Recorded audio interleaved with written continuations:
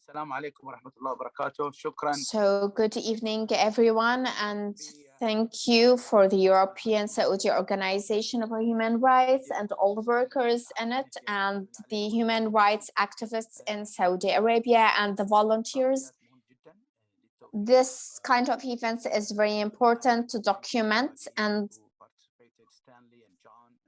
those in the West who support us, and it's rare to find people like you, and so I applaud your courage and your candor and your time and sacrifice and sympathy with people. It's a lovely day today. I will be speaking Arabic right now. So الحقيقة إن العلاقة السعودية frankly, so the Saudi-US relations go back 90 years ago, and there is no actual change for the image of Saudi Arabia and the United States. United States play only with the forces spread around the world. So media and academic lobbies actually support the political groups. So the media, the US media, whether TV or newspapers, aren't actually independent institutions. They have their own agendas. They promote for other things and cover up other matters. And this applies to the research centers in Washington, the politicians, because the US regime is based upon interests and not upon the truth and right or wrong. This model is also applies in the UK. I dealt with these two states broadly for more than 20 years. Probably I'm the most one that has a very broad experience in this, especially in the human rights aspect. It's very clear that we have a problem here. First of all, a cultural problem. Even human rights organizations, Western NGOs, activists, not all of them, but a lot of them,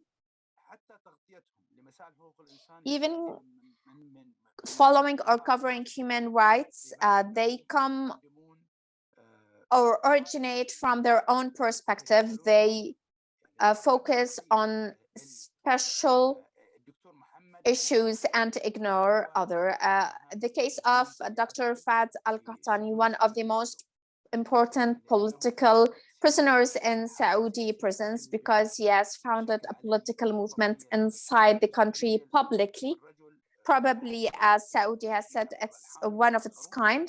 He's very educated, and the martyr al-Ahmad are among the elite in our country and accepted throughout the country. But most of the West have actually ignored his case, although Dr. Fad al-Qahtani is the father of 4 American citizens and graduates of the US and is known by them, but they have chose to ignore his case. Even the US media have ignored his case, and it's very clear.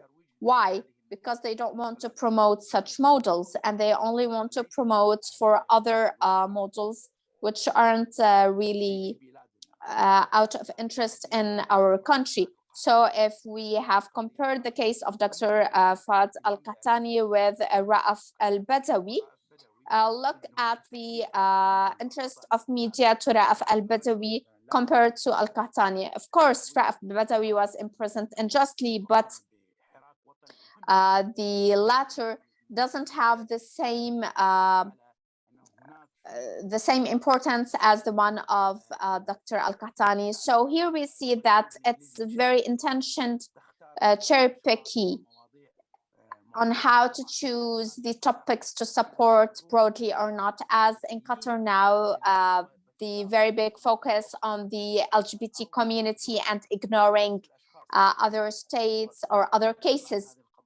So the same people who are focusing on such issues in Qatar, and they consider Qatar have done violations in human rights, and of course it had, but they chose to ignore other cases as terrorism or corruption or others. So Saudi Arabia, and because it's an LA for West, and this has reflected in the media coverage and the articles of the authors and the analytics of the research centers. So there are two kinds of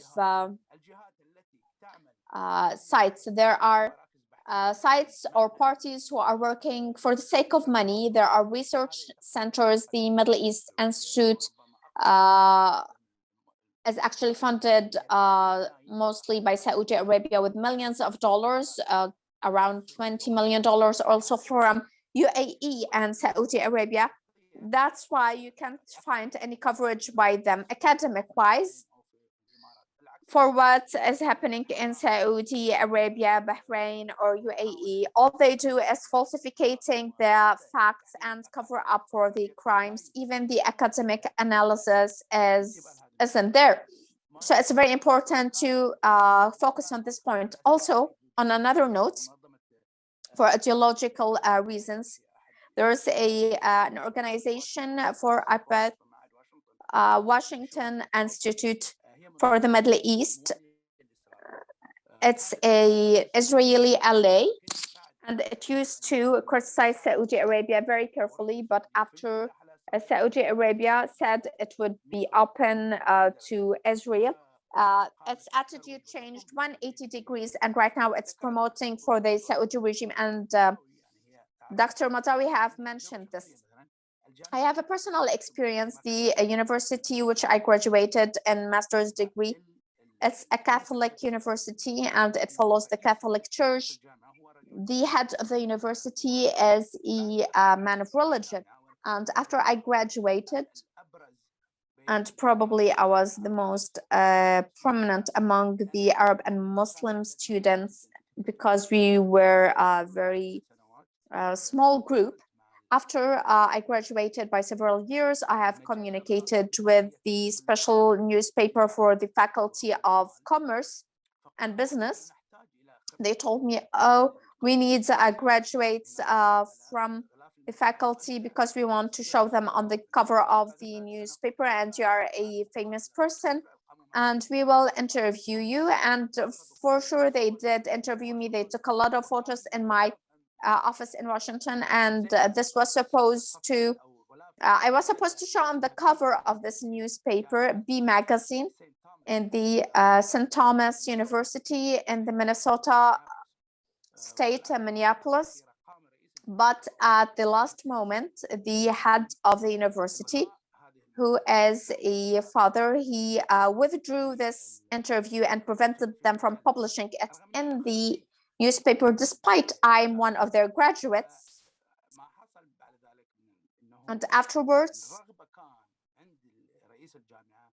the head of the university wanted to only preserve the Saudi students who were then the Saudi government sending thousands of Saudis there, or a big number there of Saudi students, because they were funding and supporting them by a lot of money.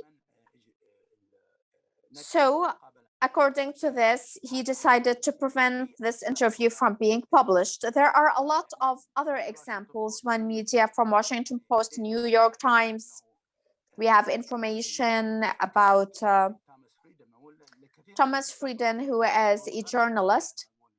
A lot of Middle East actually have a bright image about this author. He was actually paid a lot of money in order to pay an article for the interest of Mohammed bin Salman, whitewashing his image. Not just Saudi Arabia, but other states and countries pay for such articles a lot of money. The CNN reporter, for example, he would do some narrations or stories which would support Saudi Arabia as PR release, as advertising news. This is very common in the media. Most of all, the reason would be financial wise. And all of these media institutions, universities, academic researchers, they are related in a way or another in a geopolicy or for the reason of money, they do this. So one of them, before being he used to work in the White House, and he was a friend of mine. And he told me back then that the US ambassadors, when they go back to Washington, they seemed more like Saudis because they were either getting promises to conclude agreements after they were released from their posts, or they were promising themselves to gain some money. And right now, this very friend has become a pro-Saudi regime. But in the West, in general, all our work in politics, research centers, money affects their attitudes and approaches. You rarely find research centers who are very transparent and authentic. Last week in Carling Center, it was supposed to be a respectful center. Apparently, it's not. The meeting was about Saudi Arabia and the US-Saudi relations. I communicated with Aaron David Miller, the presenter of the program, and I told him, you are doing this session and you are not Saudi, neither Arab, or you don't know Arabic, and your guest isn't Arab. Probably he knows a little bit of Arabic language, but I know both. And also your other guest isn't Arab and neither Saudi. So why did you do that? So there are a lot of people who can speak in your program. I didn't put myself as a candidate. Even if I was invited, I would refuse. But my point was, as I desire, it's nothing about us without us. We shouldn't allow anyone to speak about our country, about our issues, without being a part of this. This is a campaign I hope to launch in the beginning of next year. The West, what happened in Carnegie is a promotion, and Haikal actually supports bin Salman, and it's a mix of the common ideology and reasons of being funded or supported money-wise. A lot of universities, Washington or other universities, for the sake of money, they are ready to, as John mentioned from the UK, he spoke about Faisal al-Saud. But there are a lot of similar examples. He is one of the members of Georgetown councils and Carnegie and others. And despite that, he is committed a lot of bloody crimes. We have spoke about Nasser al-Said, who is one of the most prominent Saudi opponents. Who assassinated him was Turki Faisal al-Saud. Unfortunately, before I conclude here, I want to mention that I hope that we don't allow the Western governments, the Western presidents to make them as human rights icons. If you look to Canada, which is supposed to be a liberal country, Justin Trudeau, the prime minister, is considered a liberal person who defends human rights. But this country has always supported Saudi Arabia, supported it with arms also, and until now is doing that. And it has deported a lot of asylum seekers. One of them is right now in the UK, who is Aysam al-Balushi or Asim al-Balushi, and other asylum seekers from Saudi Arabia who were deported during the past years. So I'd like to confirm here that these centers and these media always speak about for a specific hidden reason and not necessarily out of truth, honesty, non-biased approach. So it's our responsibility to exercise pressure and sanction everyone who violates human rights. Probably we call here for support, and as Mr. John and as Mr. Stanley have done, we should exercise pressure in order to reach our goal, which is improving the human rights situation, and also exercising pressure on everyone who supports such states which are killing and murdering, whether they were the US, UK, or others.